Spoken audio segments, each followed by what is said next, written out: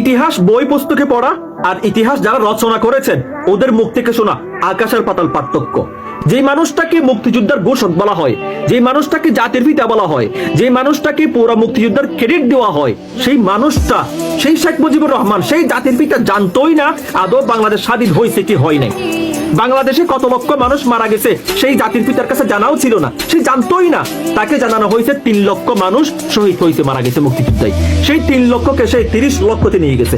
এই যে ইতিহাসকে ফোন মারে দিছে, সেই ফোন মারা আমরা শুনতে শুনতে আজকে 50 থেকে 53 বছর হয়ে গেছে। আমরা তো রাস্তাঘাটে কি বিএনপিতে কি আওয়ামী লীগতে সবগুলো মুক্তিযোদ্ধা আর মুক্তিযোদ্ধা, অথচ কোন মুক্তিযুদ্ধের পরের প্রজন্মকে কখনো সত্য ইতিহাস, সত্য রচনা কখনো শোনায় নাই। একমাত্র রাজনৈতিক ফায়দা হাসিল করার জন্য বিএনপির মতো করে ইতিহাস শোনায় আমাদেরকে, আওয়ামী লীগের মতো করে আমাদেরকে ইতিহাস শোনায়।